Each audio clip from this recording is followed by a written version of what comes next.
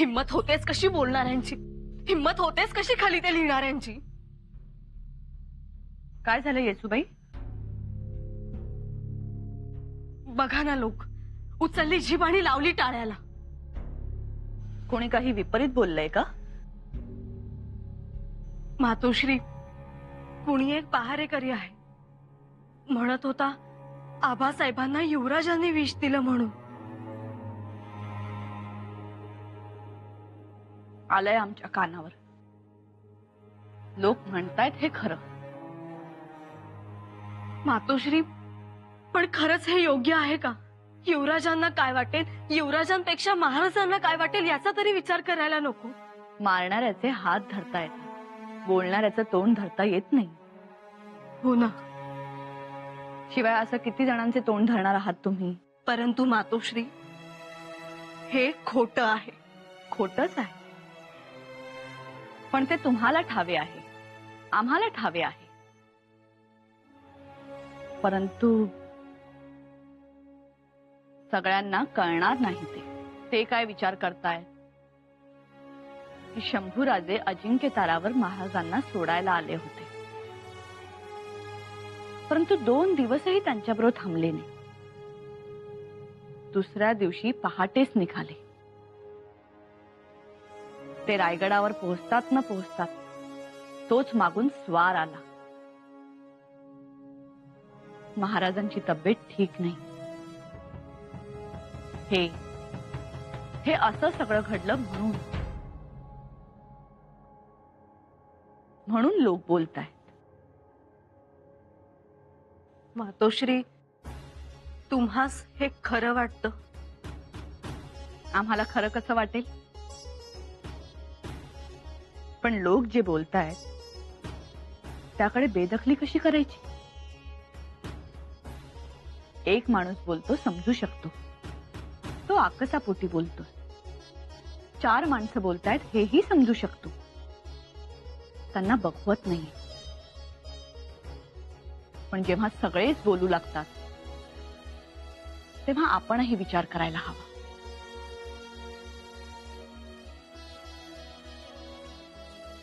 आपलं काही चुकलं तर नसेल ना? मातोश्री, हो, महाराज म्हणाले युवराजांना जा सूर्योदयापूर्वी, म्हणून निघाले युवराज. तेही खरंच आहे. आम्हाला कल्पना आहे युवराज कसे आहेत त्याची. त्या पत्रातून खलित्यातून सुद्धा हाच मजकूर, म्हणून संताप येतो. असं वाटतं जे जे असं बोलतात ना त्यांचा कडेलोटच करावा. साहजिकच आहे. आपल्या पतीबद्दल कोणी काही बोलत असेल तर ते आपल्याला सहन होणार आहे का? नाही सहन होणार, नाहीच सहन होणार. आणि कुणी कितीही प्रयत्न केला महाराजांच्या मनातून युवराजांना उतरवण्याचा, तरी महाराजांना माहित आहे युवराज कसे आहेत ते. हो, म्हणूनच अशा कोल्हे कुईला युवराजही दाद देणार नाहीत. देऊही नाही. युवराज जसे तुमच्या लेखी आमच्या लेखी निर्दोष आहेत, तसाच आमचा खानसामा तो आमच्या लेखी निर्दोष आहे. शिवाय त्याचं कोणीही नाव घेतलं नाही, कुठल्या खलित्यात त्याचा उल्लेख देखील नाही. म्हणून त्याला सोडून द्या म्हणावं. कराल ना एवढं?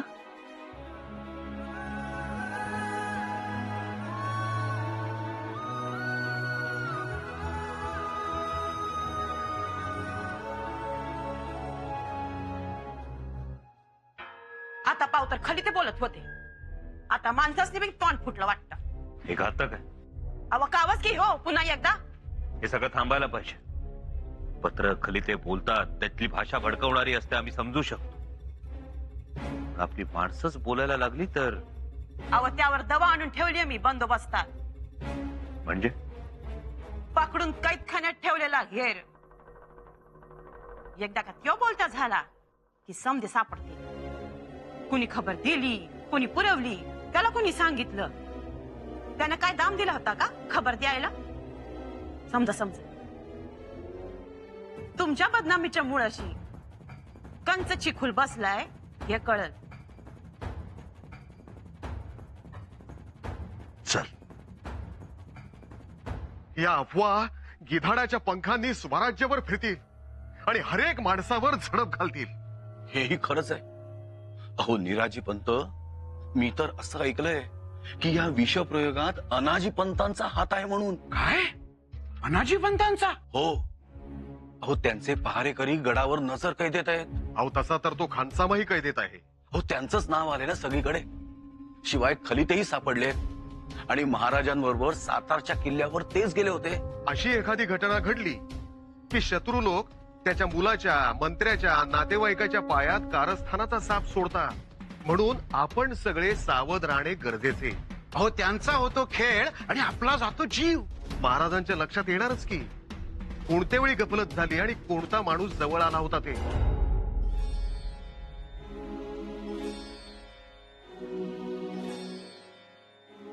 जगदंब. बघा किती फरक पडला चेहऱ्यात.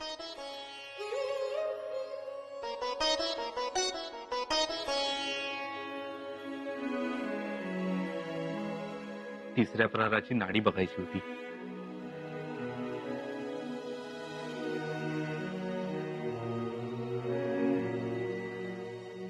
सर्व काही उत्तम, काळजीचं कारण नाही. वैद्य बुवा, एक विचारायचं होतं. जरूर विचारा. नाही म्हणजे महाराज आम्हाला थांग लागू देत नाहीत आणि मग आमचा जीव तिळतिळ तुटत राहतो. विचारू महाराज? काय झालं होतं महाराजांना?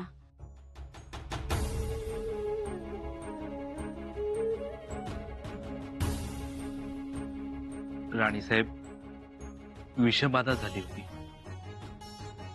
विषप्रयोग तर नाही ना? विषप्रयोग नाही, विषबाधा.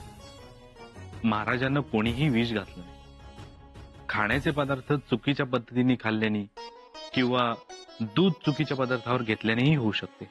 आई भवानी परीक्षाच पाहत होती.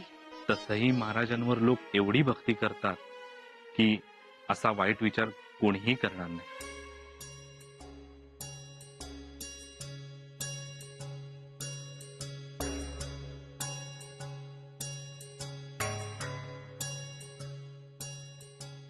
महाराज, आपल्यासाठी वरण भात आणलाय. आम्ही स्वतः केलाय. खानसामाला नजर कैदेत ठेवलंय ना, म्हणून.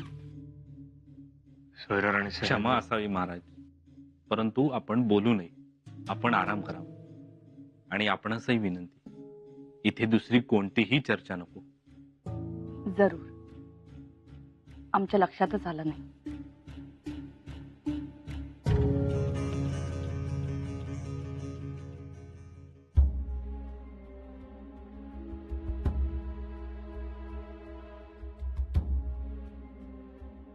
उठवा त्याला. ए उठ रे उठ. युवराज आलात. उठ ज्योत्याजी, उठवा त्याला. सोंग डोंग बंद कर म्हणावा. उठ रे उठ. युवराज आले त्यांच्या समोर उभा राहा. उठ.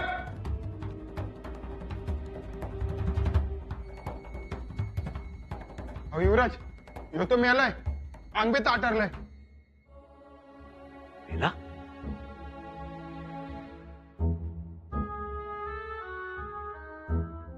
कुणाचा पारा होता?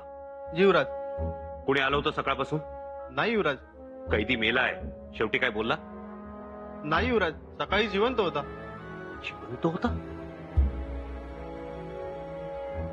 ज्योत्याची अंगठी ताईत काय का बघा.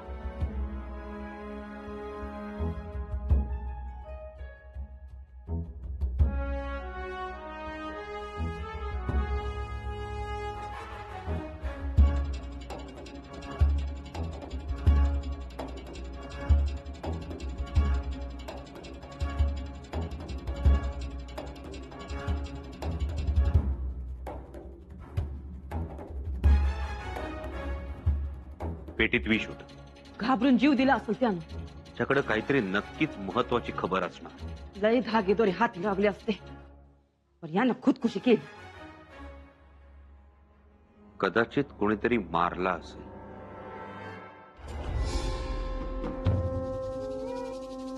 दुसरी शक्यता अधिक.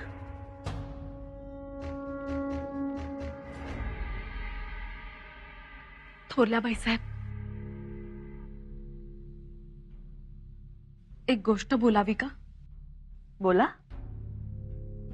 चुकलं तर माफी द्यावी. काही चुकणार आहात का? खानसामा नजर कैदेत आहे हे महाराजांना सांगायची काय गरज होती? धाकट्या बाईसाहेब, नाही म्हणजे आम्हाला असं वाटतं की सांगायच्याच होत्या तर मग वेळ काळ बघून सांगितल्या असत्या. आम्ही सांगायला जल्दबाजी केली जरूर, परंतु आमचा खानसामा कैदेत पडतो. याचा अर्थ काय काढावा आणि आम्ही सांगावं तर कुणाला? तुम्हीच आम्हाला सांगा. आमचा खानसामा असं काही करेल का हो? थोरल्या बाईसाहेब, मुळात कुणीच काहीच केलं नाही. आमचा खानसामा बेगुनाह आहे म्हणून दुसऱ्यांना पाठीशी घालू नका. दुसरं कोण? थोरल्या बाईसाहेब, तुमच्या मनात काही शंका तर नाही ना? आमच्या मनात शंका नाही, परंतु ज्या अफवा उठतायत त्यांच्या मुळाशी तर जायला हवं. माफी असावी, परंतु आज शंभूराजांच्या बद्दल पत्रखलित्यातून त्यांच्यावर आरोप केले केलेत ना? मग झालं तर. थोरल्या बाईसाहेब, काय बोलताय तुम्ही?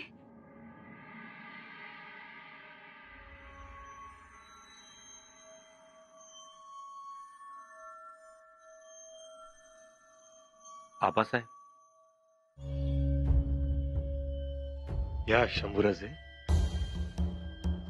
काय झालं? चेहरा सुकलाय तुमचा.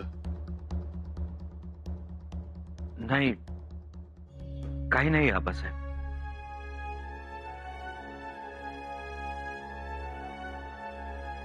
तुम्ही आमच्यापासून काहीतरी लपवत आहात.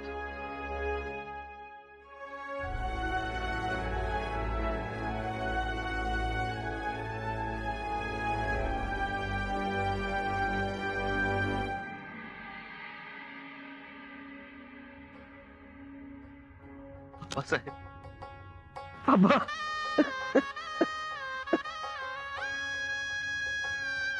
शंभूबाया, शंभूबाया, काय झालं? आबासाहेब, खलित्यांमधल्या मजकुरात उल्लेख आहे की आम्ही आपल्यावर विषप्रयोग केला म्हणून.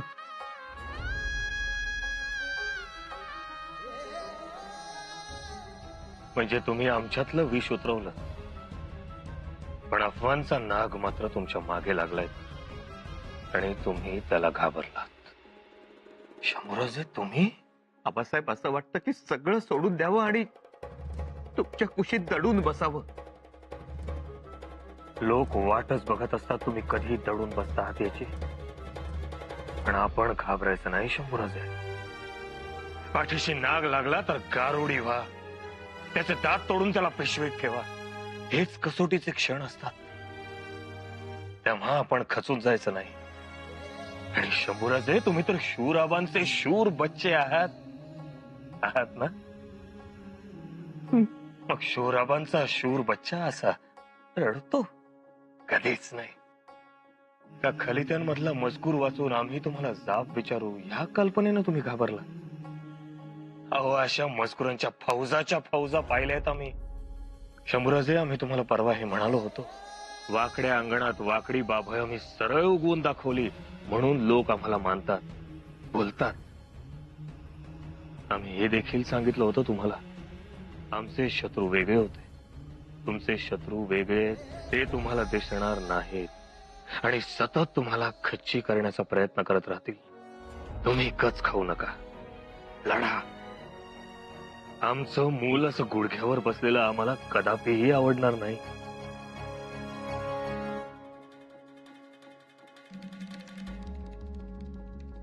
उठा.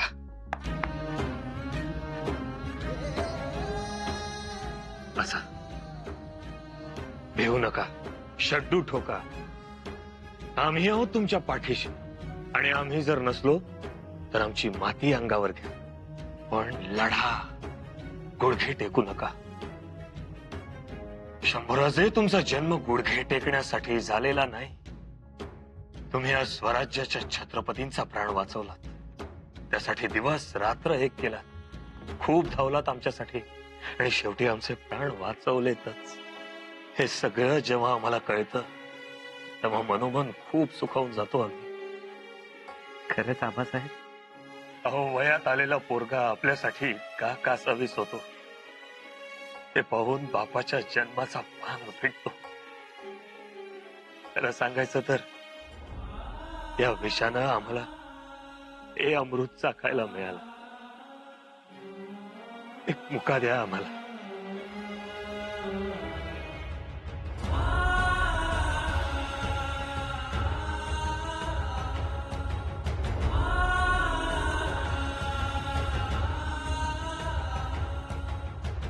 थोरल्याबाई साहेब, आम्ही स्वतः राजवैद्यांना विचारलं तेव्हा राजवैद्यांनी महाराजांसमोरच आम्हाला सांगितलं की अन्नातून विषबाधा झाली. विषप्रयोग नाही. नाही, अन्न चुकीचं पोटात गेलं, पित्ताचा प्रकोप झाला, त्यात दूध चुकीच्या पदार्थांवर घेतलं गेलं असं. आणि त्यास खानसामा जबाबदार. म्हणून शंभूराजांनी त्यांना ताब्यात घेतलं, कारण तो त्यांचा हलगर्जीपणा होता.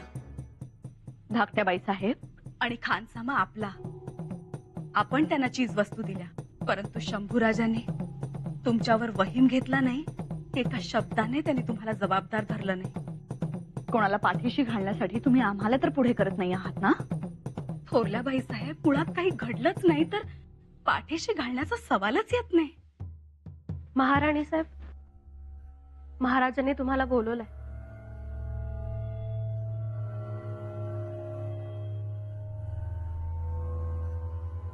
येतो आम्ही.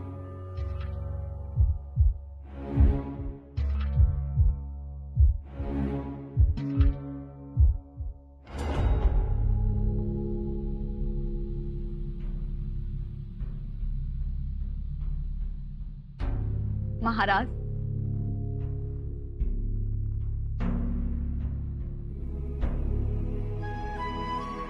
या राणी साहेब.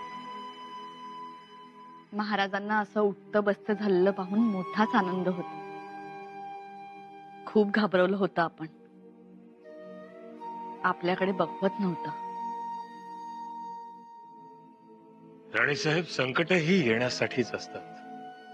तो सूर्य इतका प्रखर, इतका तेजस्वी, तरी तोही ग्रासला जातो.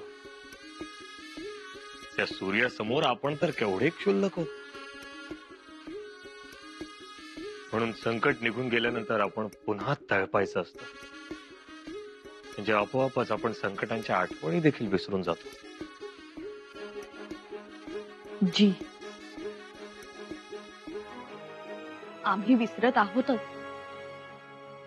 परंतु पत्र, खलिते, त्यावरचे मजकूर यांचा गलबला जरा जास्तच वाढलाय. आम्ही जाणतो ते. म्हणून आपल्या कानावर एक गोष्ट घालायची होती. आपण रागवणार नसाल तर.